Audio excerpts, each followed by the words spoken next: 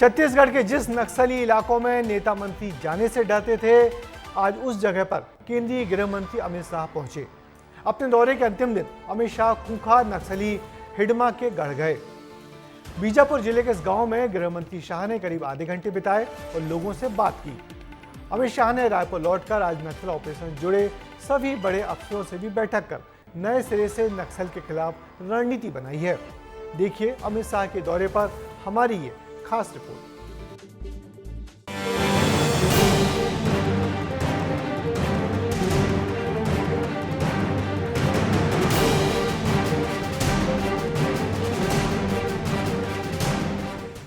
अमित शाह के छत्तीसगढ़ प्रवास का ये तीसरा और आखिरी दिन है।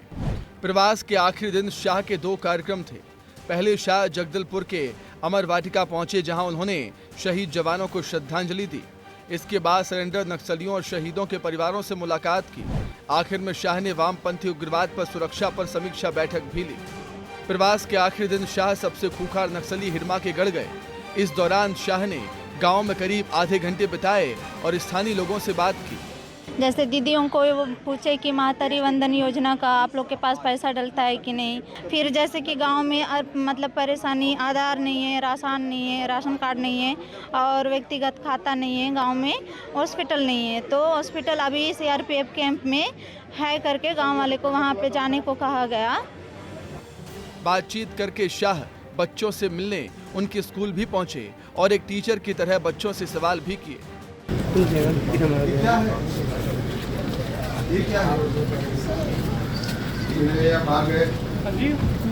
इसके बाद प्रदेश में सफल नक्सली ऑपरेशन को लेकर शाह ने प्रदेश सरकार की तारीफ की।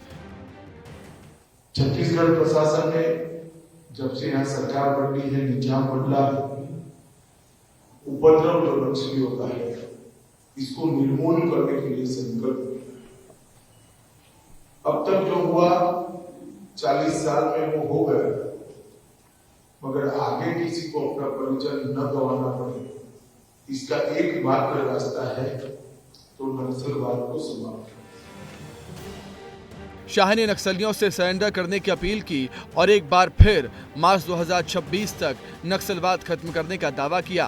मैं आप लोगों को आश्वस्त करना चाहता हूं कि 31 मार्च 2026 के बाद दंतेश्वर की भूमि पर नक्सलवाद के नाम पर एक भी बूंद लहू नहीं बहेगा, इसका आप भरोसा मानकर चलिए। अमित शाह ने 2026 तक नक्सलियों का सफाया करने की डेडलाइन दी है, तो वहीं इसी बीच 2 दिनों के अंदर 16 नक्सलियों को गिरफ्तार किया गया है। इससे पहले शाह के दौरे के ठीक 2 दिन पहले सुरक्षा बलों ने बस्तर के अबूझमाड़ में 7 माओवादियों को मार गिराया। इसके साथ ही 2024 में मारे गए माओवादियों की संख्या बढ़कर 220 हो गई, जो पिछले 5 साल में सबसे ज्यादा है। न सिर्फ बयानों में, जमीन पर भी शाह के ओंकार का असर देखने को मिल रहा है।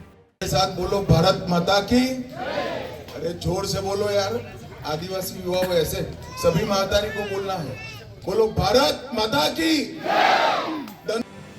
बस्तर में जब भी नक्सल का जिक्र होता है तो नक्सली लीडर हिडमा का नाम भी आता है। इसी क्षेत्र में लाल आतंक के बजाय शाह की ओंकार वाकई 2026 के एजेंडे की ओर इशारा करती हुई नजर आ रही है। नक्सलियों ने जब अपने पहले कदम बस्तर के किसी इलाके में रखे थे तो वो इलाका यही था।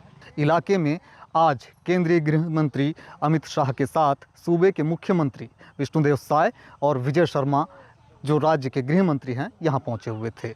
कि अमित शाह पिछली बार जब आए थे तो उन्होंने बासागुड़ा से कहा था कि यहाँ पर नक्सलियों का खात्मा किया जाएगा। अब दूसरी बार वे इसी इलाके में आए हैं और यहाँ पर वे शांति बहाली की बात कर रहे हैं।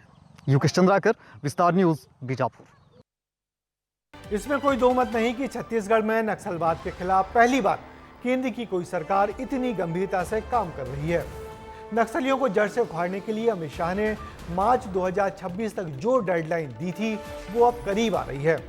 इसलिए ये तेजी प्रशासन और सरकार में लगातार हम सबको दिख रही है।